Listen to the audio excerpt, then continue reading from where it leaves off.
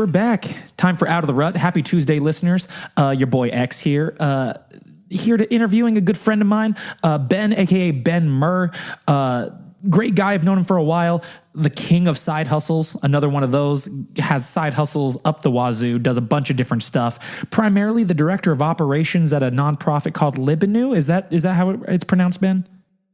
Pronounced Libenu, but Libenu. Almost every person that I interact with at the job will say Libenu the first time they hear it, and then I correct them. And it's funny because it has my name in it a little bit, but I don't go by Bane.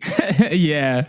But yeah, he's the director of operations at Libenu, which provides support for kids and adults with disabilities. So excited to chat about that as well as the number of side hustles that you have and your past job experience. But ready to rock and roll? Let's do this thing. Always ready to rock with you, X. Aw, dude, my boy.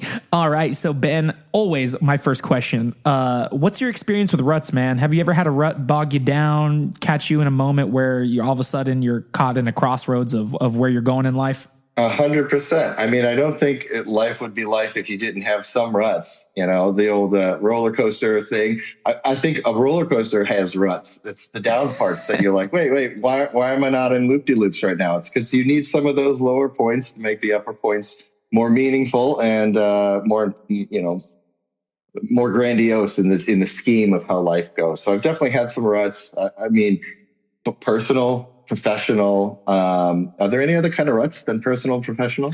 I mean, not that I'm aware of, but I feel like, they often kind of bleed into each other. If you're ruts in your personal life, it's going to probably affect your professional life too, and vice versa. And they're all, it's all interconnected, I think. But any particular ruts that jump out at you in your life where you're like, this was the moment where I needed to make a change and kind of put you down this path of what you do now versus the side hustles that you do? So, I mean, I think it would be most appropriate to talk about the rut that led me to meeting you and our relationship, because that's what got us to this point here. There's plenty of other ruts, and I'll gladly jump into them. But that one was significant because I had gotten to a point in my life where I was overweight, happy, had a house, had all these things. Life was fine. But then I got injured. And as a young father, getting injured was not good at all. Yeah. I couldn't support my family in the way that I needed to, physically speaking. Basically can't mow the lawn, can't change the diapers, all these things became not possible. And I've been waiting to say this phrase on a podcast, but what had happened was we were going boogie boarding with my family, and I'd been boogie boarding all my life. I'm from California, and in my younger years, I was all over the waves. And we were out there, and the waves weren't great, and it was kind of breaking on the shore. Have you surfed, boogie boarded? Do you know much about that lifestyle?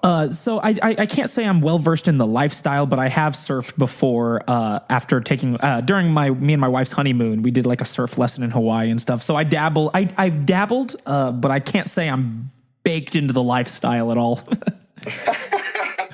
So there's good waves and there's bad waves. In this particular day, on this particular beach, the waves were what we would call bad, and they were basically breaking like right on the shore. So if you're going to ride the wave, it's dropping like into a foot of water, maybe 2, which is not good for adult-sized bodies.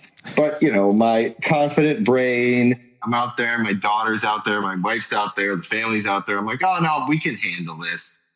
And, caught a couple waves, and, you catch the wave and your knees. Basically, it's fun, and then your knees are scraping on the sand. You get up, you do it again. Real short rides, not like when I used to go as a kid in San Diego and you'd be way out in the deep and you'd ride for 20 seconds into the shore. Long story short, I tried and catch a wave, and I slow motion see my little brother on the shore 10 feet from me, maybe, because it's very narrow. And he's just going, oh no. In the slow motion deep voice, stop, BenmeR. Oh no. Yeah. Why his eyes get wide, I don't know. But basically another wave had doubled up behind that, picks me up and just slams me into the shore. And I pretty much landed on my left shoulder, neck, head area, flipped over. And then I got up and I'm like, ow, and I stretched my arm out because I felt like it hurt. Whatever happened just hurts. Stretch my arm out, move my things. I'm like, okay, my limbs are connected to my torso. That's a good sign. But that kind of hurt. I'm going to take a break. And so I go and walk over to the place where all our towels are. And then at that point, I get real lightheaded and I'm like, I need to sit down.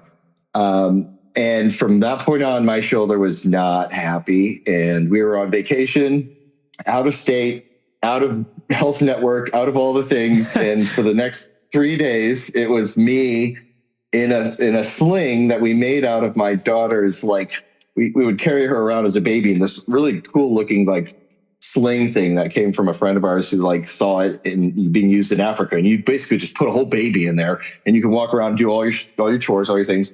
The baby doesn't get this anymore. I'm going to use it for my shoulder for the next 3 days. And it hurt a lot and everything was not good. But I spent the time with the family there because it was my dad's birthday. And it's like, okay. And they're like, are you fine? You need to go to the hospital now. I'll go when I get back. I'm like, look, I can move my arm. Like if it was dislocated, we'd be going to the hospital. I could move my arm. It just hurts a lot. You can find solutions for the out of network type stuff for a situation like that, but we're not at that point. We're still vibing. We're not going in. We're not calling it in yet. Luckily, high pain threshold. I've broken wrists before. I've done things before, skateboarding and other things. And so I was just like, I'll be fine. Let's just get back home and I'll see an urgent care room. So, getting a kid on an airplane with one arm and a wife with rolly bags who's not potty trained, from that moment, it was just very difficult. Just for our family to get on a plane, to get home. I saw it causing a lot of just like stress for the whole dynamic of our 3-person family. And, everything about your trip becomes about that at that point.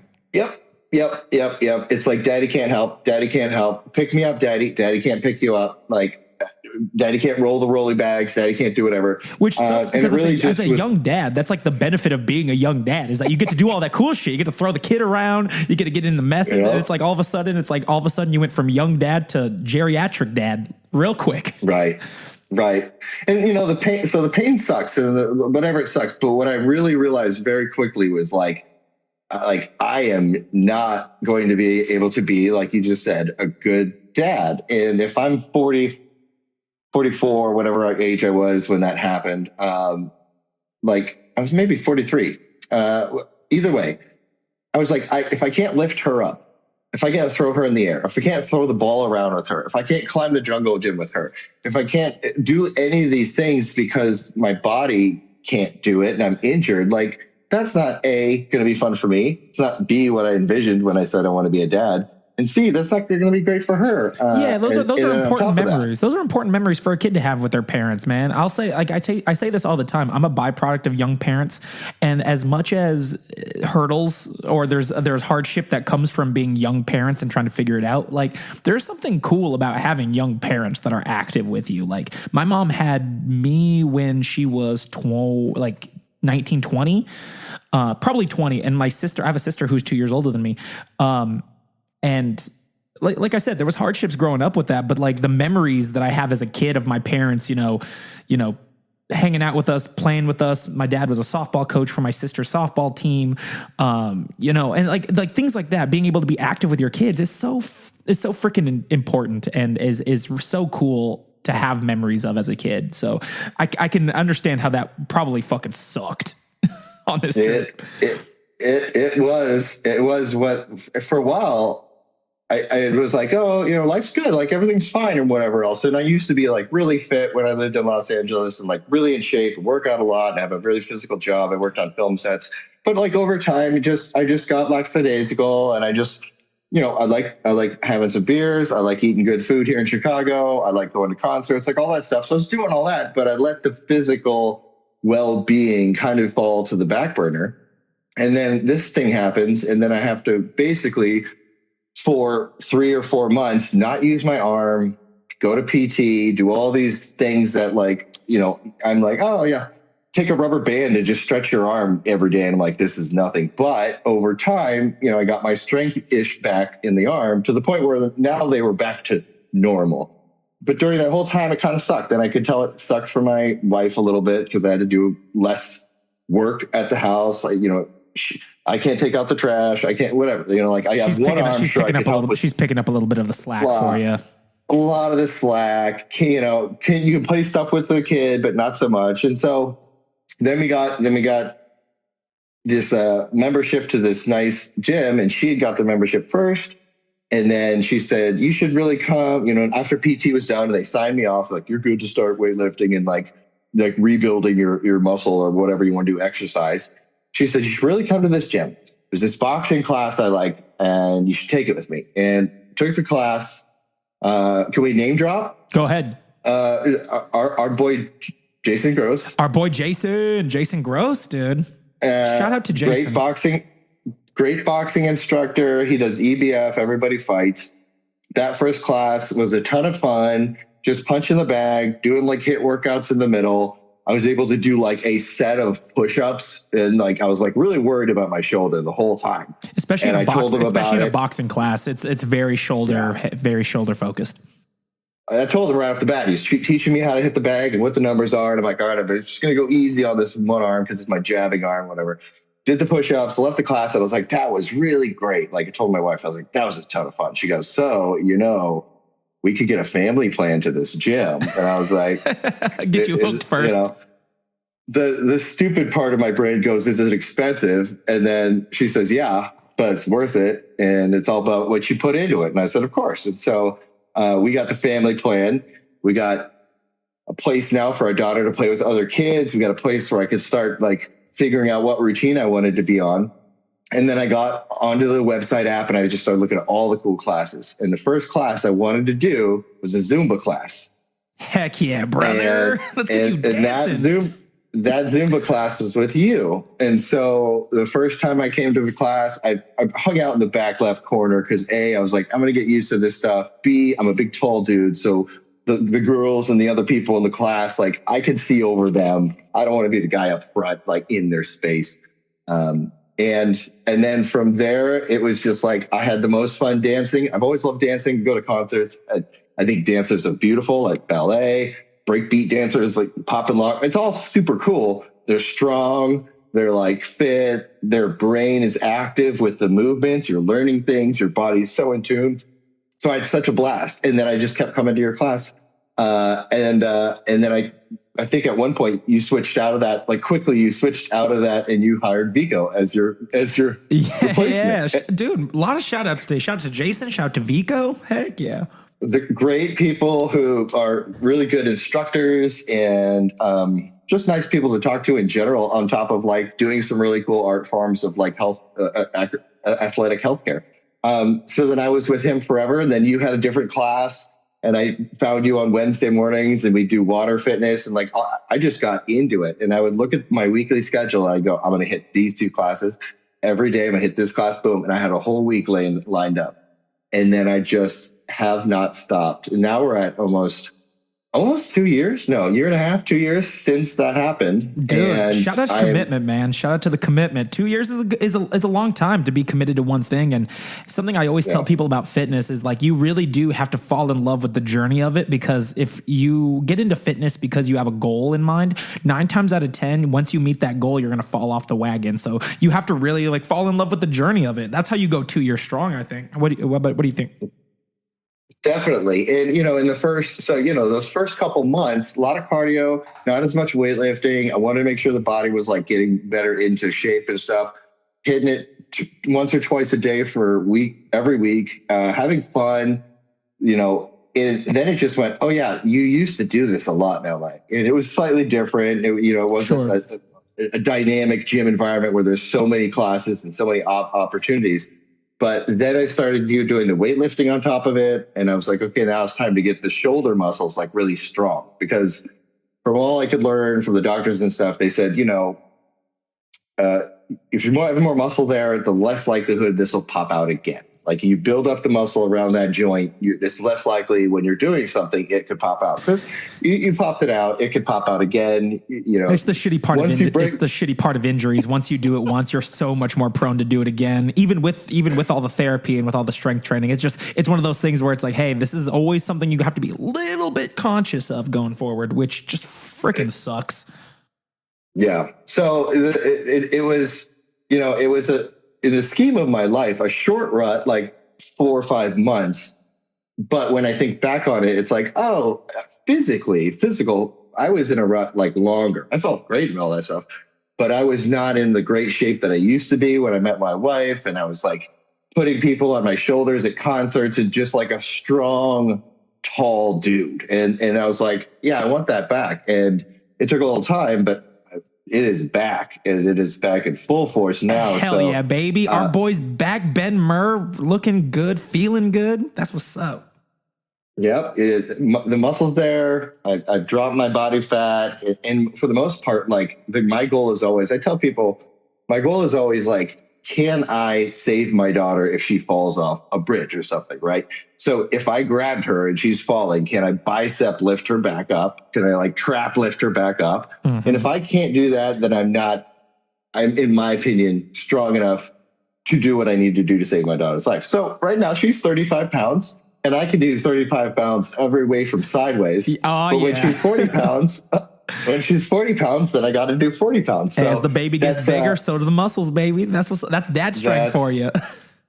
Yeah. But it's been a great journey. And again, I do want to, again, thank you for being part of that journey, because when you get a good, in terms of athletic stuff, an instructor, in terms of like maybe life stuff, people have therapists, they have family members who can help them out of ruts by being supportive. People to talk to, people to go to when you need help getting out of ruts. But I wanted to, thank you for just being there at that time, because it really was like, yeah, you can do this. You're going to really enjoy doing this. You're going to reap the benefits of doing this and like make some friends out of it too. So it was really just an amazing getting out of a rut for me, because now like I'm excited for all the things I could do. We were at the pool. They keep at this gym. They keep the pool open in the winter, and we were out there with our daughter. It was 80-degree pool, and we were out there, and it's cold. But she wanted to play in the pool. We wanted to get some swim in before the snow comes. And I could just lift her with one arm and just do like vertical lifts, each side. And I'm like, yep, we're back. Dude, this is what we need to do. Dude, that's so freaking awesome to hear. And listeners, I swear I'm not fishing for validation, but I am super happy to have been a part of that fitness journey, man. Like it's how people get into fitness, I feel like does have a direct correlation with how or like the longevity of how long they stick with it. Because if you get into fitness because you're being forced to, or you feel like, it's a less than ideal reason why you're getting into it. It's something that you're going to just hate doing every single day, and you're not going to want to do it. But if you kind of get into it and you get introduced to it, like kind of like you did through this gym, through a community of people who wanted you to be successful and wanted it to be a good time on top of a good fitness experience, like it's just so much easier to keep at something, I think. So I'm glad you're still at it. I'm glad to have been a part of that journey. And thank you for sharing your rut story. Like you brought this up that this rut was only 3 to 4 months, but often what I'm realizing in talking with people about their ruts through this podcast and stuff is like, it's not often about how long the rut is. And it's just kind of, it's about what the rut is exactly versus how long it is, and how that emotionally affects you has almost zero relationship with how long the rut is. It's all mental, and short ruts can feel like the world is ending, where longer ruts, like you said, you didn't even realize you were really in a rut until you kind of hit that moment where you injured yourself, and then you're 3-4 months in, Yeah. I mean, and then I looked back on it and I was like, oh yeah, I haven't put my wife on my shoulders at the last 2 Lollapaloozas, which I used to do every time, but like I was just getting a little bit out of shape or whatever. And you think back, you're like, okay, so the rut got deep at one point, but it was still kind of a shallow rut for a while. And I was just okay waiting in the shallow rut because other parts of life were great. But now it's like, okay, flattened that rut out and actually turned it into a small hill, because now it's on the up and up. Hey, yeah, our boy climbing that hill, man. No, that's freaking cool, dude. Thank you for sharing. I really appreciate that. I love those stories. I love stories of people coming out of ruts and figuring how to better themselves and how to better their life situations, man. Because that's what we all need to hear, is that there are people out there who feel the same way we do, you know, in a rut, stuck, whether it be emotionally taxing or whether it just be kind of a stagnant feeling. Like, no one's alone in feeling like they're in a rut, but we all have a role to play, and we all have resources and the means to get ourselves out of it. We just sometimes need a little push, a little nudge. Yeah. You need the space to think about it. You need the comfort to be able to analyze it in your own head. And, you know, with self-reflection and a support system, you know, a lot of things can be overcome. And talking to people, I mean, if it's in your head, it's in your head. But the second you get it out there and talk to people, you can get more of an objective viewpoint on what's actually going on. And that's usually the most helpful thing, is in that particular situation, it was made very apparent to me by my wife, like, you're going to have to not get injured again like that, because that was really tough for me. I go, okay, A, that's the most important part. B, you're right. And again, feeling good, being healthy in my body, like, it's so much easier to overcome like small life challenges now, because I'm not worried about my body being here for me to get over them. Like, you know what I mean? Like, and we know people that can get injured and all this other things. And if you're injured or you're sore or you're going through a sickness or something like that, it's even tougher to get out of ruts that are not directly associated with that part of your life being. It's just a lot of weight to carry to get over things or get through things when your physical form is already on like the mend, or like in a hurt fashion. So now it's like the ruts that will come in my future. At least I'm physically ready for them, and then it's just about mentally getting through them. And I'm sure there's something nice too of coming out of that rut, realizing, like, you know what, like, my partner really stepped up for me when I really needed it, and like the least I can do is to get myself out of this rut, you know, and however means I need to, so that way when she's ever in a rut, I can do the same for them. You know what I mean? I find that a really big motivator too. Like, when, you know, I reflect on some of the darker ruts that I've been on and some of the more emotionally taxing ruts that I've been on. I think about, you know, the role that my partner played in that. I think about the role that the people I really love and care about me played in that. And I'm like, you know, if this rut is truly something I want to get out of, you know, I'm leveraging their support for me right now so that they're supporting me right now so that I can find myself and figure out what I'm doing. And what I want to do, what the goal being that eventually when they're in their ruts, I can be there for them too and help them through that. And, you know, if we're not looking out for each other like that and the people we care about like that, then what's the freaking point of life, man? Like, what's the point if we're not looking to take care of the people we care about, you know, either emotionally, you know, psychologically, whatever. Let's get into these roles real quick. So your main job is the director of operations at Libenu. Let's talk a little bit about that. How did you get into that, and what was your introduction into this nonprofit? Sure. And this is definitely a good segue into another small rut. But for the most part, I was graduated from UCLA, worked in Hollywood for many, many years on film sets and doing film editing and a lot of different things. And then I was brought to Chicago because I met my wife at Lollapalooza, and we were long distance relationship. And then eventually I moved to Chicago to be with her and left my whole, what I thought as a younger adult, my whole journey was to become someone in the film industry and direct or film or edit or be a part of that forever. And I loved doing that, and it's great. But I had a business degree from UCLA, and I said, like, I can go to Chicago and I can find a job, and I have a lot of skills. I was an event manager for the Playboy Mansion in LA for 10 years and would manage the events at their backyard parties. Damn. I was like, I can get a job. I'm a confident person. And I'm down to learn. So like, flew out here, got a job doing events for a while. And then I started getting, you know, jobs at like pretty small businesses. And one of the first one was like one that was kind of before Zoom became Zoom.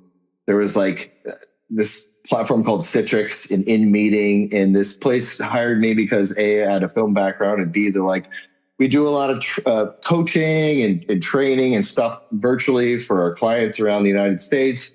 We need someone to do production on that and like set up cameras, do the whole thing, and then link stuff virtually and like whatever else. So I got my fingers wet in what is now everyone calls Zoom and video conferencing. But back then it wasn't as prevalent. And I was with them for a couple years, and then they kind of like, as most small businesses do that have like, 5 employees and they're founded by the CEO is the founder and this is their baby.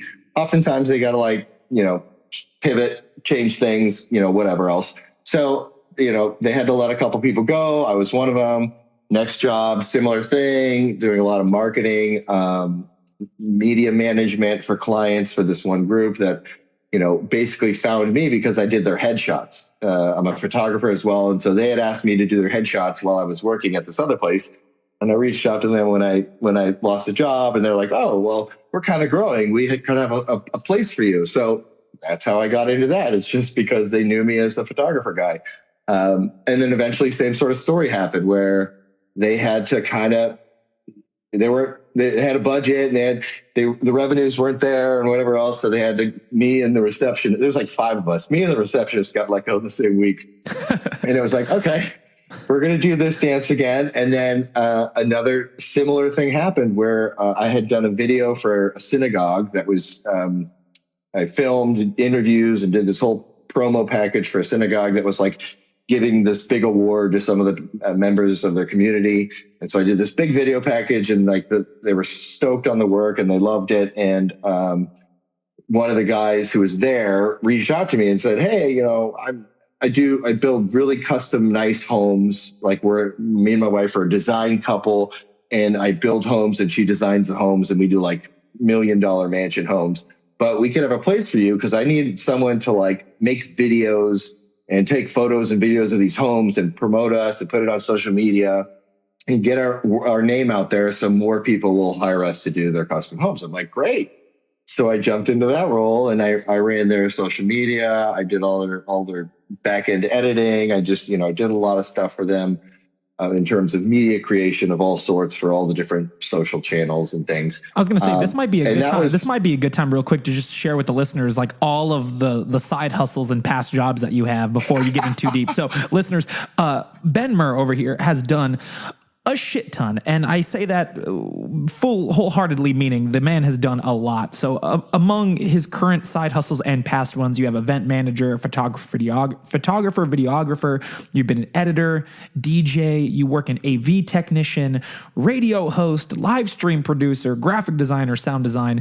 And then like some of your past jobs, the director's assistant for commercials. You've been a social media manager in communications and a production manager, like you mentioned, in California, I imagine. So you've been around the block for a good chunk of your life, jumping from job to job and learning is what sounds like a plethora of skills over that time.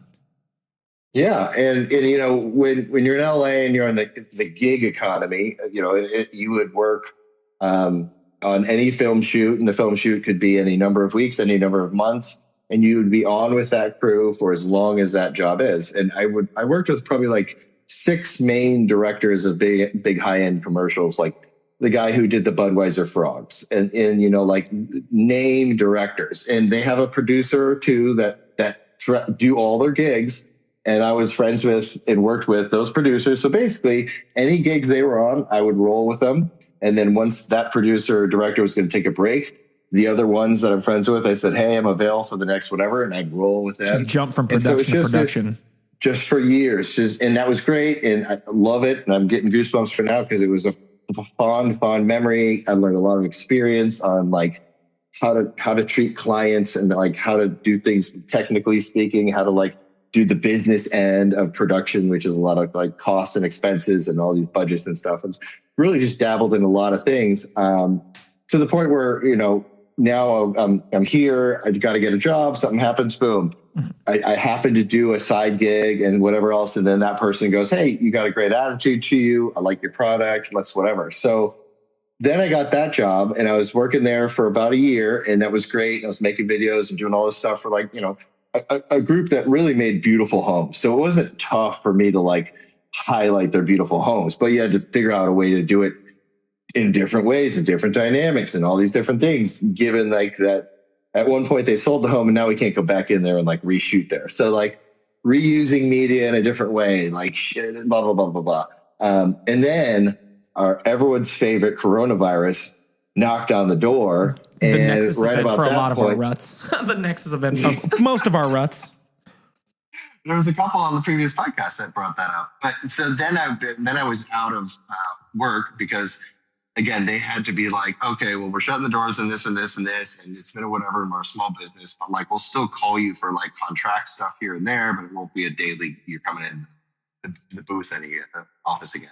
So I was fine with that, and then shortly after that, one person who I was doing like side things for connected me with a yoga meditation instructor who was like, now that coronavirus is here, I have to do all this stuff that I would do in person in Wilmette at my yoga studio, meditation studio. I have to now do it online. I don't know how to do that.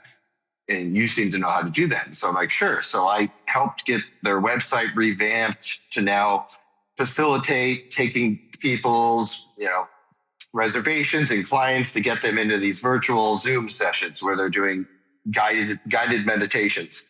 And so for a while I was just banging it with that because she had, 4 a week. And so we do it live and then we need to package it, produce it, put it on the website for sale after the fact, or if somebody missed the session to rewatch. And then another person reached out because they heard about me, and my wife has a lot of connections here. So they heard about me. So now I'm starting to just do like Zoom and like online. You're becoming the guy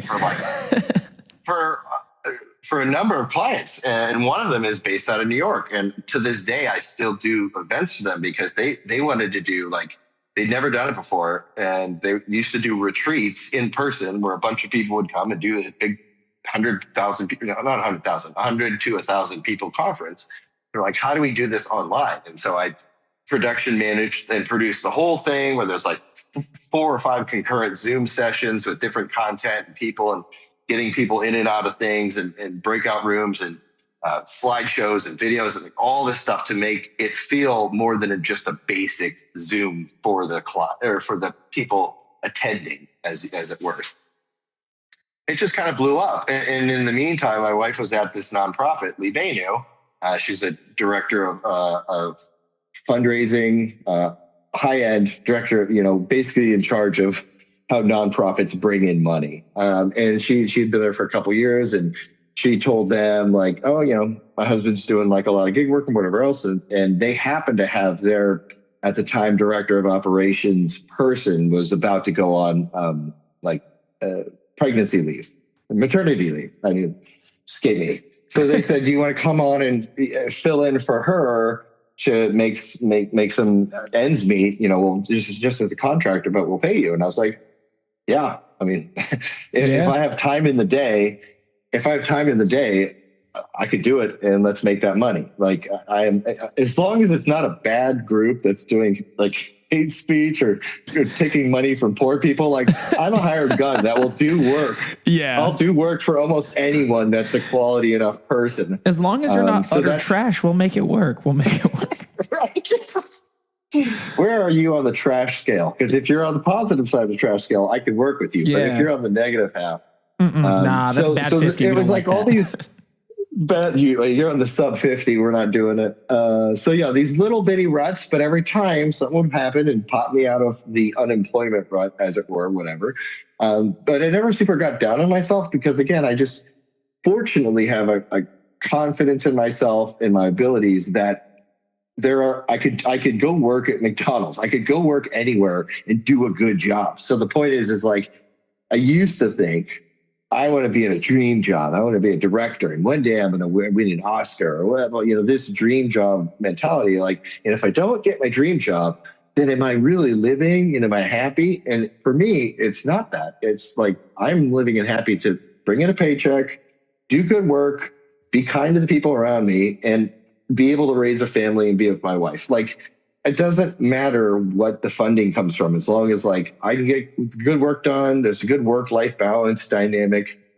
great. So I mean, I got into that. What's kind of cool about that is like it sounds like you were able to sort of take that stress of finding your dream job off the table, and like so many really cool experiences has sort of funneled in from just that pressure being off your shoulders of like, I want to find a dream job, but it's like, you know what, I could just work a bunch of jobs or work different jobs to that I enjoy, that at least give me my bare necessities of what I need met, obviously home, making sure everyone's healthy and happy and things like that. And with maybe a little junk change in the pocket to be able to do some fun every now and then. But it seems like from that, you've been able to meet some really cool people and do some really freaking cool things. I'm a positive person, so it probably takes a lot for me to get down on myself, and it hasn't happened much, but it was just that transition to understanding. And I have a math brain and I have a numbers brain, and that's why I have a business degree from UCLA. Is I was able to do that in accounting, all the classes I need for the degree, and it's helped me. Having a degree has helped me because people go, "Oh, he's good with numbers." Because as I tell my young daughter, you better be good with numbers. Of all the things, be good with numbers. Get good with the basics of numbers at least. I'll tell you right now, someone who struggles with basic math, it fucking sucks. I'm always like, dude, I'm the worst. They don't let me divide tips at work because they're just like, dude, you could barely count to 10 without using your fingers, dude. Just knowing the basics, keeping the basics in mind. Yeah, I mean, and with that, the percentage of people that actually get to have their dream job forever and make a living is so small. And just coming to the realization of that is like, I'm stoked to have had the opportunities I've had, the different jobs I've had. I have worked some really cool, fun, amazing jobs with celebrities or all these things in LA, and I had those experiences. And now it's just like just working a job where the people around you are cool. That's it. And you go home to a place that you call home, to the people you love. And as long as you can keep that ship afloat, then it's a win for me. So I got into that job because the wife said, we need someone to fill in. And now they basically said, that girl's not going to come back. Do you want to be on full time? And I said, sure, as long as I can still do my side gigs, because I do have side clients. And they're like, for sure, as long as it doesn't like conflict, i.e. don't do any videos for the competitor nonprofit that also does what we do, then you can do what you want to do outside of your work hours. So it's really worked out to be a great fit for us as a family and myself. So that's how I got the job. But a little bit about it is, kids and adults with disabilities in North Chicago and suburbs. There's a real like drought of services for adults and kids with disabilities around the country. And they have some places where you can if you have a sibling or a child with a disability or an adult, like a lot of people we help are like adult aged people. You can get them put into like help homes and stuff where they're kind of like not like pigeonholed away, but they're kind of like put in like a facility of sorts where they're away from the community. And the whole part of Libenu's thing is to actually like buy and have houses that are like revamped and made accessible for individuals with disabilities, both physical and mental or developmental. The home is right there next to other people in the community. And in specific, a lot of the people we help out with are in the like Jewish community of Skokie and North Chicago. And the homes are right there next to the people that they go to shul with. And they're actually active members of society and of their communities versus being isolated. It's funny you bring this up because like it's something that occurred to me a couple of months ago. Like it's sad almost that I feel like there are so many, I won't say so many, depending on obviously what cause we're talking about, but like there are resources for kids, but almost like the minute they turn 18, a lot of those resources go away instantly. And there's no like transition, or there's significantly less resources for kids in those situations as they transition into adulthood. And foster care is kind of one that I bring up as an example of this too. It's like, when your kid's in the foster system, it's like, you have the state, you have the country and you have the government kind of helping out and and playing a role in your development. But once a lot of those foster kids turn 18, a lot of them become homeless. And it's because those resources just stop the minute they become adults. And I imagine from how you're describing it, it sounds like it might be pretty similar in the world of in the world of disabilities for adults as well, like finding support and finding resources. Most definitely, yeah, it's a huge. If you imagine your family and one of your children, let's say you have 3 children, one of your children has a disability. Not only is it just a huge effort and stress point for those parents, both emotionally and financially, to care for that child with a disability, but also to manage caring for that child and their other children and have a job. And there are resources, that the community and the government do give out to families in need. But yeah, once that child becomes of age as an adult, you either are continuing to do that at your home forever without the assistance or without nearly as much assistance. Right. Or you find a place or a group or nonprofit or whatever that can help them. And so that's part of what we help facilitate. A lot of these families were specifically that got involved or that have their kids and adults with us now. We're looking for a place where they would get the attention and the support they need. The adults with disabilities actually live 24/7 in these homes we run.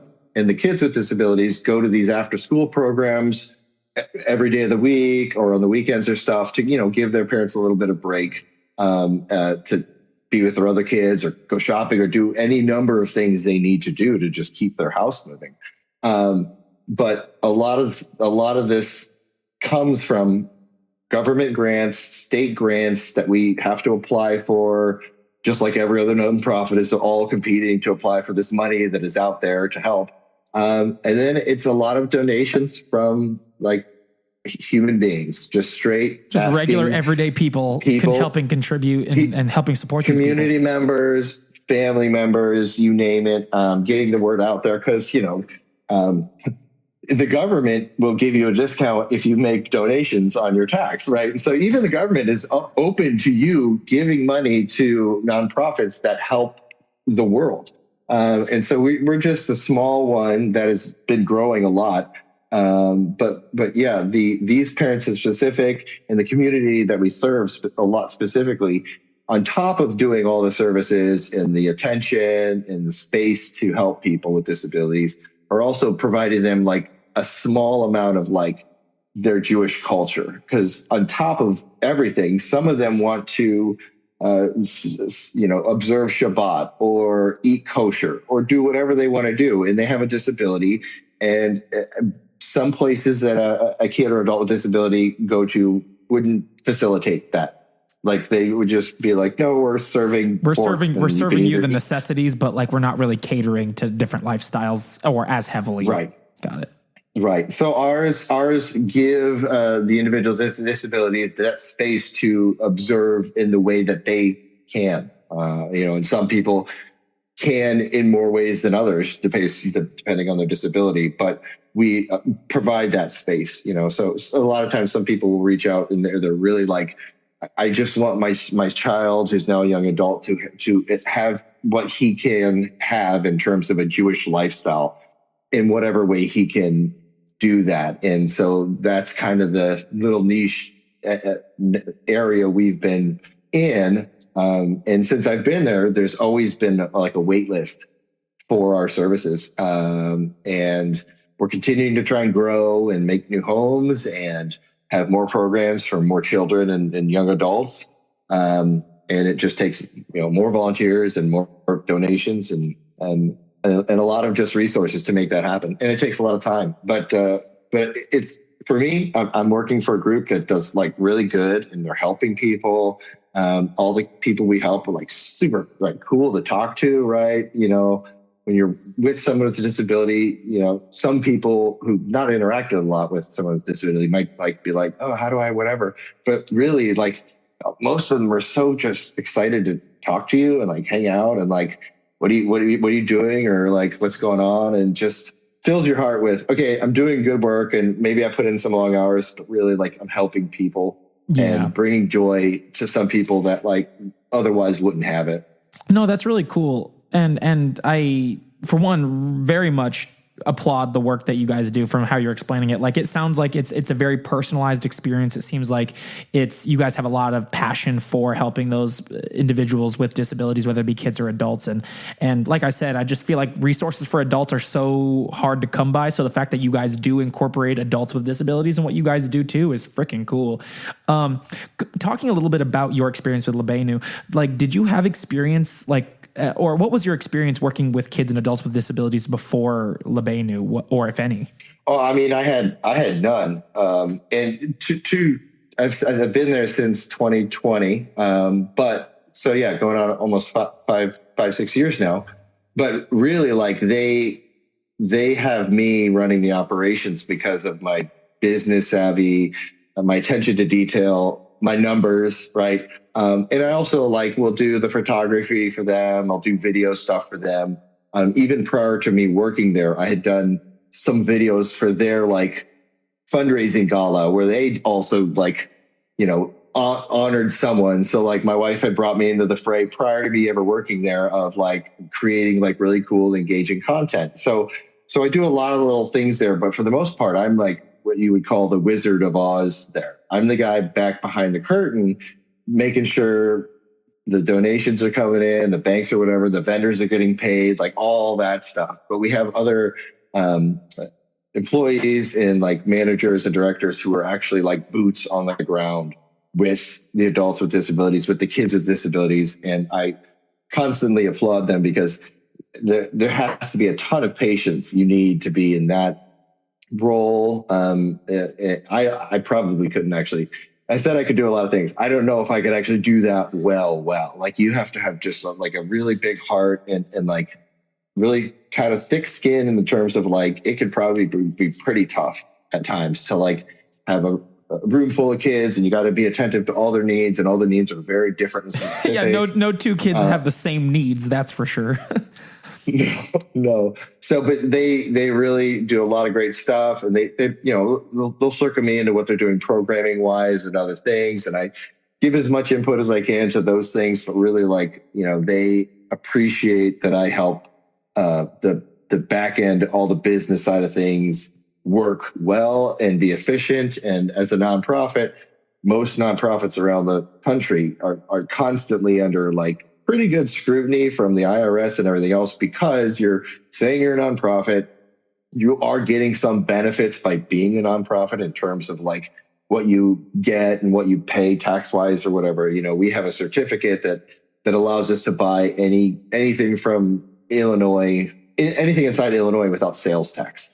So that's just one of the many small perks of being a nonprofit. But on the flip side of that, if the IRS wants to look at your books, or find a receipt, or you name it. You got to have it all already and logged. You got to have it all. You got to have it there. And, we're helping people with their going to the doctors, coming back. So we kind of have to obviously be pretty secure about HIPAA stuff, and just not telling somebody, not letting a medical record, a lot of stuff comes into it. So I got a good brain for technology, for software, and numbers, technology, software, and efficiencies too. So I'm constantly talking to the boss about how I can. We're a small team, but how part of my job is how to optimize things, how to make things more efficient.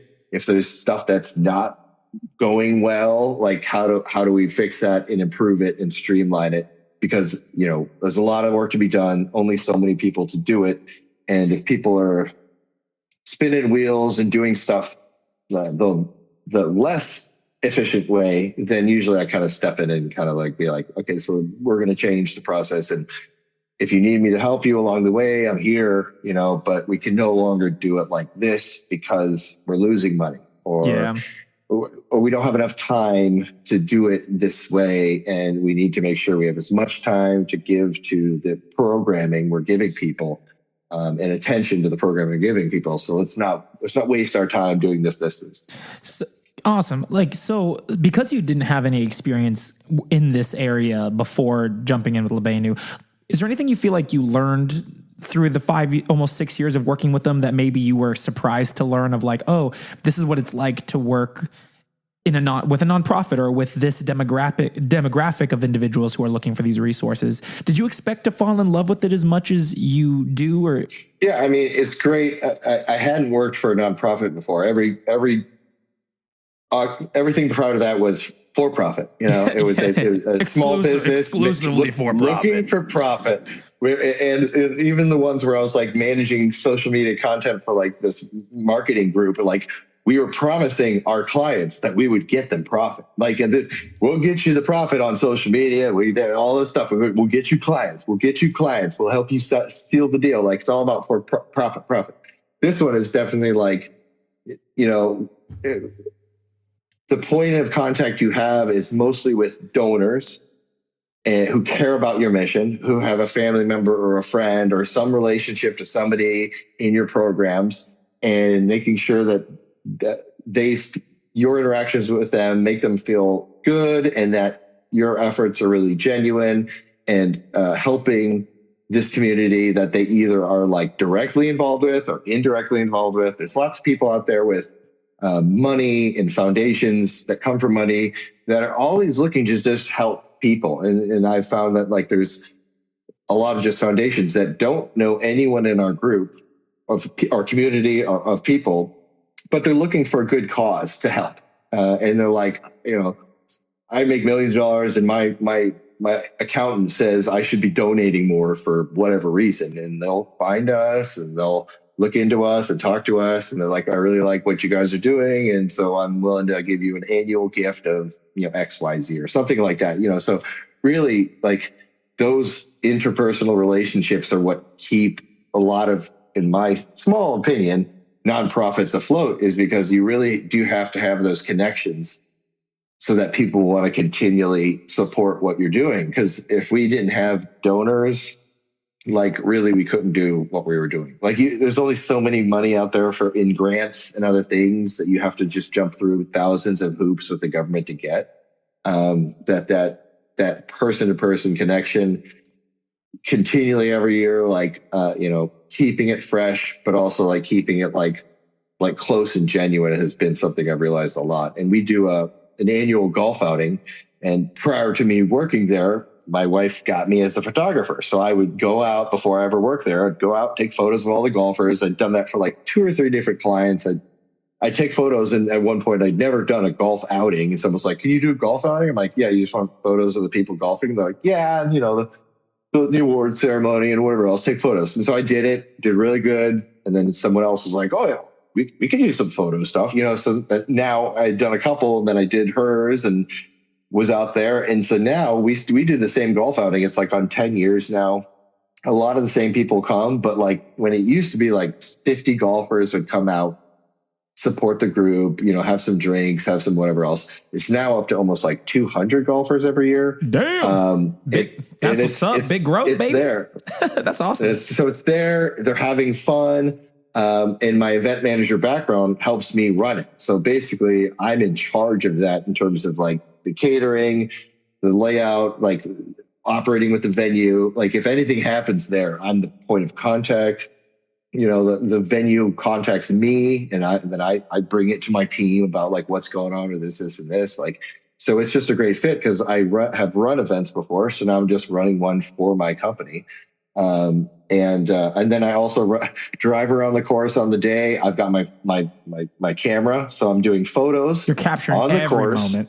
You know, I'm multitasking, but really, like I tell people, like I'm doing photos, but I'm also like driving around and making sure A, everyone's having a good time, B, that there's no issues that the event manager would have to address. Like, so I'm just there, and you just year after year, I start to remember these people. They start to remember me. So when I'm walking up and they're on the putting green and they're having their moment and whatever else, like they don't get nervous, and then they go, "Oh, you want another photo this year?" They're like, should we do the same pose we did last year? Like, so they remember me, and that whole like, okay, now there's this thing.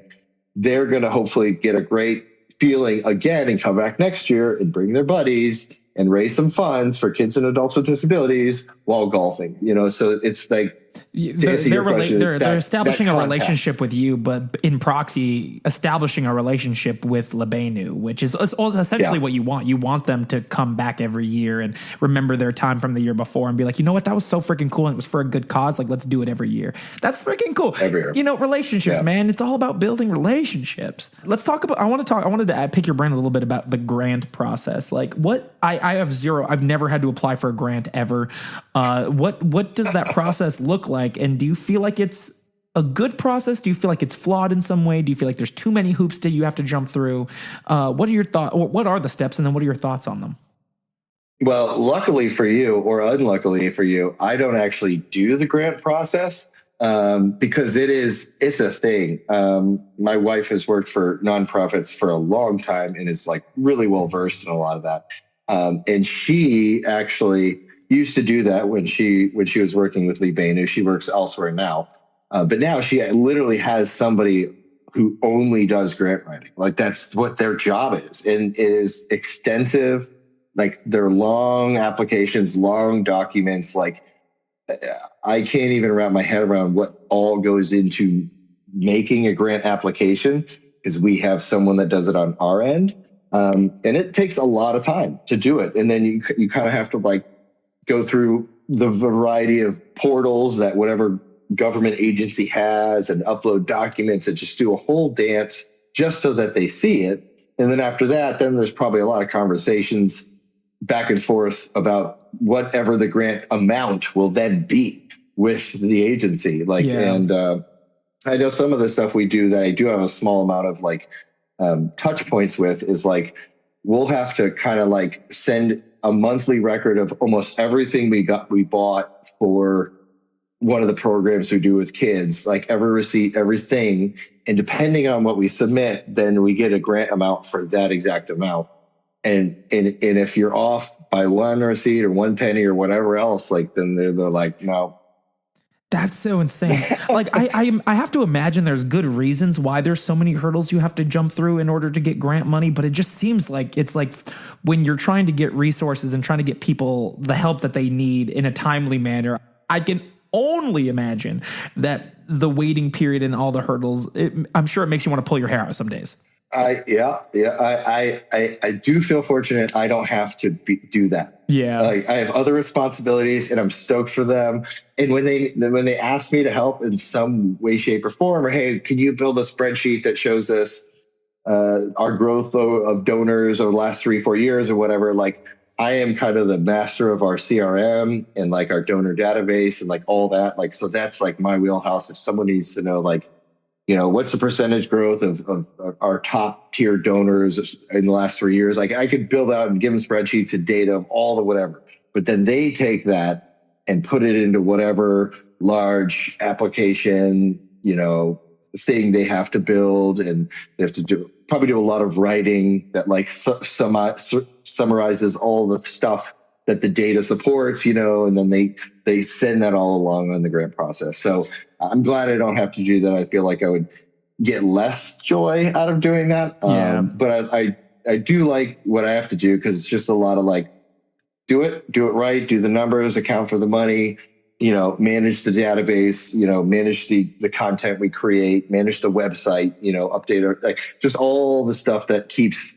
what the public sees working and what the government sees error free. So yeah. And I will say that I do get to work with like music on, so that's really great, because then I just really can grind. I can just grind and have my music on and do what I need to do, and you know, that I get off music. We do meetings and I talk to whoever else and talk to vendors and stuff, and then just go back to what I'm doing. And as long as it's done right, then everyone's happy. Boom. That's all we care about, is making sure that it's done right.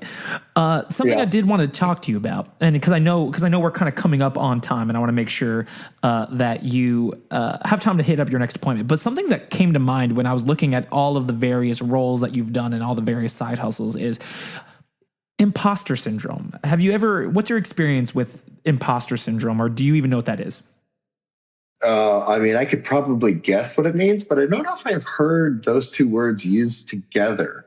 Yeah. So imposter syndrome, I'm going to do a really shitty job at kind of explaining it, but essentially it's you feel like you don't belong somewhere amongst a group of people that you're kind of forced to be around. So like in the case of work, or jobs and stuff, it's often like someone feels out of place because they don't know as much as the people around them. So they feel like they're an imposter among geniuses, quote unquote geniuses in their craft.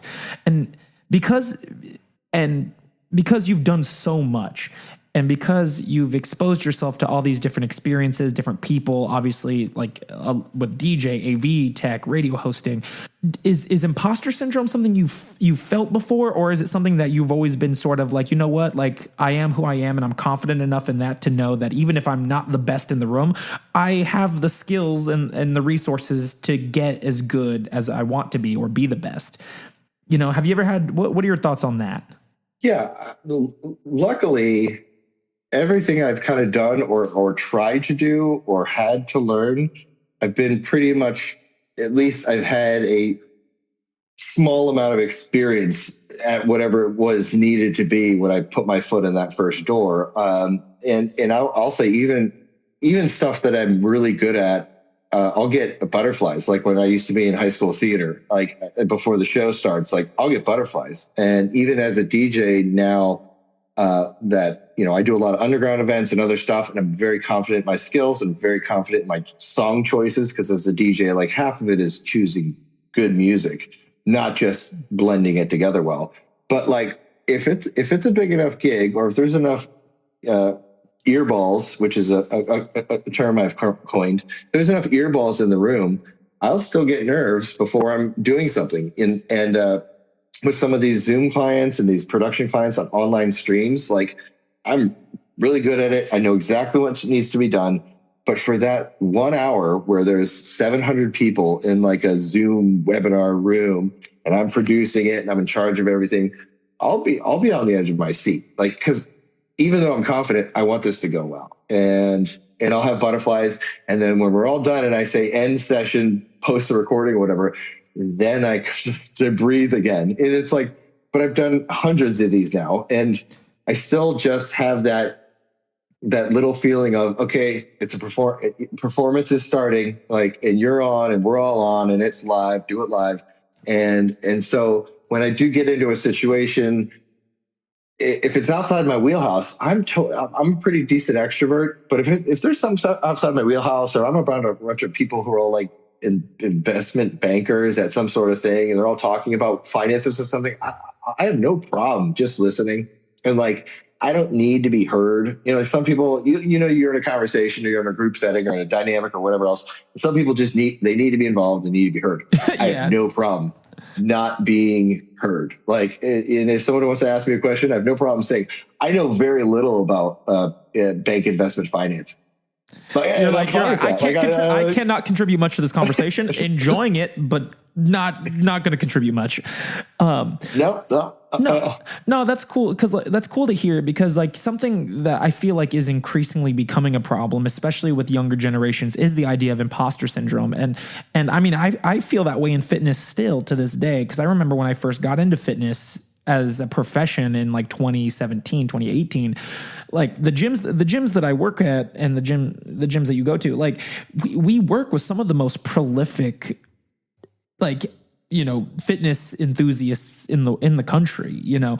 And I remember they would be leading seminars, and I would look at the sea of other fitness instructors, personal trainers and stuff. And everyone is like, so like understanding of what's happening. And I remember sitting there some days being like, dude, I just got into this shit yesterday. Like, I have no idea what you're saying.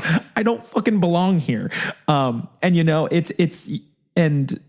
so that's why I was curious when looking at all of this job experience that you have, and especially the wide array of job experience that you have. I was curious if you've ever felt like you were out of place, or maybe a fish out of water, or maybe just in over your head in any of these and being like, oh shit, I either need to get good at this or I need to get the hell out. Well, yeah, a lot of when the coronavirus hit and whatever, like Zoom was just crazy blowing up, and I knew it good enough.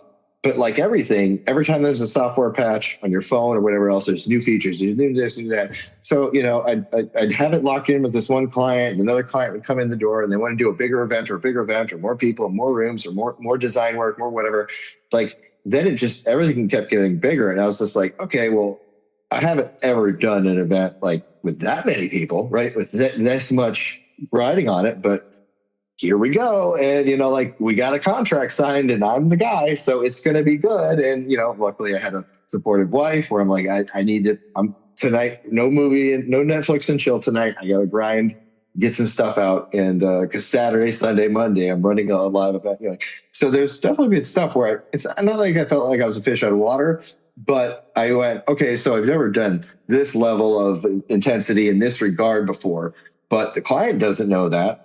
And what they don't know doesn't hurt me. No, they don't know it. And from all I've told them and from all the documents I've generated and run a show and we pre-vised all the stuff and did run-throughs and rehearsals, like they are fully confident and stoked that I'm running the ship and they're ready to go. And they can just focus on being the talking head of whatever seminar they're giving to this group of people, and so those people were all like just stoked because they knew the guy behind the curtains got it running. But even again, there's going to be one coming up in December, and I guarantee you, I've done it before. I'm just going to sit there with a little bit of butterflies in my stomach while I pretty much, it's off and running. I got some stuff to do in real time and check things and whatever else, blah, blah, blah. But really, it's just like, every once in a while something will happen where like the Zoom will drop out, just technology outside of everyone's world. Like I was interviewing someone sometime on a recording, similar kind of what you might do. And just like, imagine if like FaceTime just stopped working or like, then you have to scramble to get it up and running again. And there's how many people, like whatever, so like, I'm always just ready for that. But I've never been, I guess, in any situation where I've felt like a total imposter, but some of it is like, oh, okay. Be real. You promised a lot. You promised a lot, and you haven't done it before. So this is your chance to do it. Now, next time, you can promise that you've done this much. So it sounds like you might use some of the butterflies that I think people call imposter syndrome, and you instead use that kind of as a motivator to like, hey, really push yourself and really get good at something new. Yeah, which is kind of a good way of coping with it. Like that's ultimately how you fight imposter syndrome. Is you feel like an imposter until you don't anymore, and you feel like you're good at something, and that takes that nervous feeling has to be a motivator and it has to be a driving force into you developing those skills. So sounds like that might Definitely. be how you cope with that. I probably do, and I'll take a note from my daughter's playbook. But she's just vicious appetite for life, and she's just like right now is like, oh, I'm down to be anyone, like get involved in anyone else's business. And she's like, no, she's not afraid to just like, boom, what are you doing? Why? And all this stuff. And boom. And it's just like, there is no inner monologue where she's like, oh, I don't feel like I belong here. Right. Like she's like, oh, I belong here. Wherever this is. Yeah. Wherever I'm at currently, this is where I belong. Yeah. Yeah. That's like, you're good. Honestly, I feel like being an adult is just chasing after the confidence that we had when we were kids. Like you see it in kids all the time. Yeah. Like they're so honest about their feelings, right? They tell you how they feel when you want to, or when they want you to. They are so unapologetic in where they're at in space and how they exist in that space. And I feel like that's just all what we're chasing as adults is just that feeling again. And to see it in kids, I find so inspiring. I'm like, let's tackle life the way kids tackle life. Like life is not that serious, and you'd be surprised what good things come out of tackling life in that way. Yeah, one thing just came to mind, but so as I was working in LA, I grew up when I was younger. Both my older brothers were in rock bands, and so I'd go on tour with them. I'd like get in the van and like hit a bunch of stops with them when I could, outside of schooling and stuff. There was times when I would like literally be on stage with a light strip, like a power strip, 6 inputs or whatever with a switch. And I'd just be flipping the switch. So the lights on their stage of the band and the crap ass bar they were playing at would change. Like I was just around my older brothers in music a lot. And I love what they did, but I could never really play guitar or sing. And then I found my ability to do music through DJing and doing some producing work. So I kind of picked that skill up at around like 2010. And then I've just been growing that ever since. But one of the first times I had to like do something that I would consider like an actual big gig was my younger brother's wedding. And I was like, so you want me to DJ your wedding or what, young bro? And he's like, yeah, I guess so. Like it's one of these things. And I never DJ'd a wedding before. And so I was like, okay, well, Honestly, This is gonna be a Ben, thing. your ability just to say yes to shit is so commendable. Like, I think that's like, it's how you've gotten to have such a wide array of experiences in all these different fields and all these different things is like, you know what? Say yes and you know, set that hurdle for yourself of that barrier to entry of like, okay, cool. Like if I say yes to this, it means I need to figure this out.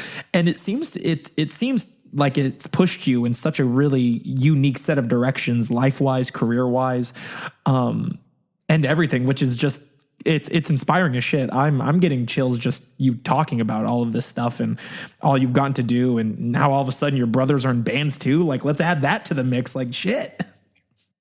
Yeah. I'm very grateful of what my parents provided for us and the opportunities and the way that they parented. I feel like I turned out decent enough.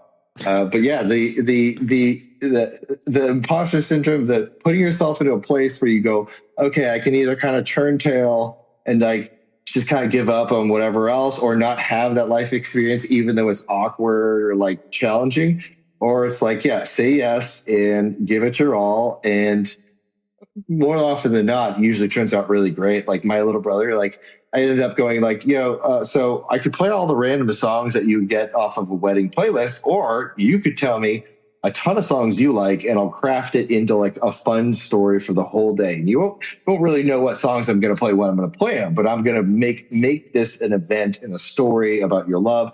And they just had the best time. And then similar stuff happened. And I did like other friends and families' weddings. And they'd invite us. And I'd always say like, do you want me to get you a wedding gift, or like, do you want me to DJ your wedding, or like whatever? I know it's expensive. So if you want to call a guy or a band for thousands of dollars, you could do that.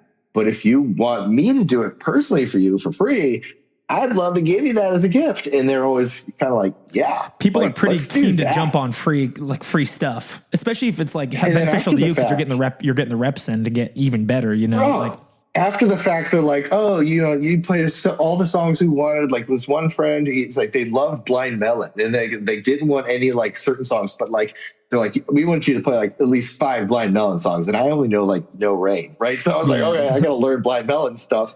But really, like every time after the fact, they're always just so like stoked and grateful. I'd have to get on the mic and introduce all the people, so like my emceeing abilities got really good at just like whatever else. And that comes from my theatrical background or whatever else. But it really just all of them, especially for family members and friends, you feel like, oh, I really want this to go well for you. And like, I'm honored to do it, but I'm not just like so random here, like trying to get $1. Like I want you to have an awesome wedding, and hopefully that works. And it always did. And like, stuff would come up and they're like, hey, can you whatever buy time, the bride's not ready? Like, sure, I got you. Like, yeah, dude, I can milk the clock. Let's do this. Yeah. So it's all just really worked out well. And then it's just helped me with like my whole side thing of just being a DJ and a radio personality. And like now when I get somewhere, like the persona of the confidence that I have in certain things is very similar to just me in general. Like it's not like BenmeR and Ben are pretty aligned in terms of how I come across and how I do things, and like the confidence and the ability there. And again, the ability to just say like, I'm no good at this, or I know nothing about this, right? Like I will never feign something in a conversation. If I want to get approval from someone, I'll just go, I don't know. And I'll just ask someone, what do you mean by imposter syndrome? Like I have not even going to try and pretend like I'm smart in that regard. Like, no, I don't know. Learn me, learn me up. Let's do it. Learn me what I need to learn, man. Help me out. But I know we're kind of getting close to time, but last question, Ben, any advice for anybody who is maybe in a rough patch of their life right now, whether it be like we've always said, like whether it be personal or professional, any advice that you'd like to give or those individuals in order to help them get out of it? What you think is best? Sure. In terms of a rut, and I have to say, do you have an acronym for rut? I do not. Okay. It's a really unfortunate thing. And if you're going through a really unfortunate thing, whatever that thing is, obviously it could be your fault. It could be not your fault. It could suck. And I personally have experienced that. I'm sure we've all personally experienced that. But I really do think that like getting it out of your head is the first great step. And if it's talking to somebody that you know is a good ear for you, that's great. And if it's talking to somebody that's not only a good ear for you, but somebody that can give you like really objective, thoughtful responses to what you're going through in a non-judgmental way, I think like that's usually the big key of motivating yourself to find actionable steps for change. You know, we can't like, I almost think if you're in a rut, you can't really see out of it, right? Like it's almost, you almost kind of need to see from somebody else's like view, like, oh, how big is the hole I'm standing in? Like, cause I actually don't know. Like I'm in this big hole. It might feel like a puddle to you, but it might be a lot bigger in reality. Yeah. I can't actually see how far this puddle goes in any direction. And someone's like, oh, it's not that bad. You just got to kind of make your way this way a little ways. And then you can start to see the edge of the rut, you know, that you're in. That could actually be used to describe the fact that you didn't even realize you were in a rut too. Sometimes that rut is so big, you don't even think you're in the rut because you think you're standing sea level, but it's like, nope, you're in the middle of the ocean. You are sinking. No, that's great. That's great advice, Ben. And thank you so much for it. Shameless plug time. If anybody had questions for you about Libenu or wanting to maybe contribute locally or contribute to Libenu themselves, like how would someone reach out to you or how would someone reach out to Libenu if they wanted to support? Oh, that's awesome and generous of you. Yeah. Libenu is LIBENU.org. That's a great website. That's where it is. There's a donate page there. You can learn more about what we're doing there and donate right there on the website. And if you do, I will see it right away because that's what comes my way. But yeah, feel free to, if you're looking just for a good organization to get to, you could give to that. We do great things. We help people. If you enjoyed this conversation with me, you can always find me. We do radio shows every week online on iHeartRadio and a nonprofit-ish radio network that's run by volunteers around the world called shoutingfire.com. So yeah, you could find BenmeR, BenmeR, on a lot of the platforms. That's really where I do most of my posting and stuff about what we're doing. And I'm fortunate because my wife is now into this with me. So nice. We do radio shows together. We DJ together. We go to the gym together. We do a lot of stuff together. And I really just feel like stoked and grateful for where I'm at in life right now. And I also love walking by that mirror with these new muscles and going like, you did it. You got out of that rut. You look at that. You look at that muscle. You did it. You know, once a day, I do look at the mirror and go, yeah, feels good. And that one time it felt really crappy is when I had one arm and a sling and like just down on my like, oh, this sucks. So the turnaround has been great and we're here celebrating getting out of ruts. And hopefully what we've talked about is helpful to someone out there. Hey, I hope so too. And, you know, I think obviously based off of your very extensive job history, we could probably talk for another 2 hours if we had the time, which, you know, if you're up to, maybe we bring you back in down the line and we dive a little bit deeper into the AV world that you've been down.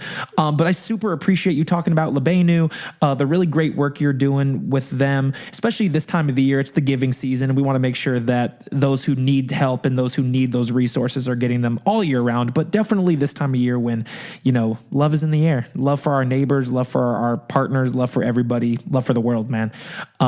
But that is all the time we have. Thank you very much, listeners, for listening to Out of the Rut. My name's X. Say bye, Ben. You're the man. This is BenmeR. Thanks, guys. No matter what rut you're in, you can do it. And if you're listening to this podcast, you're already on the right path of figuring your way out of a rut. So congrats on finding the right podcast for you. Hey, identifying the rut is half the battle. If you yourself have any out of the rut stories, you can always reach out to us at outoftherut@yahoo.com. We also have a subreddit, Out of the Rut Podcast. If you want to submit anonymous questions, stories of yourselves in ruts, or if you're currently in a rut, etc., we'll talk about them obviously anonymously. You know, like us on social media, drop a review for the podcast. It really does help the algorithm out. But listeners, have a fantastic Tuesday. We will see you next time on Out of the Rut.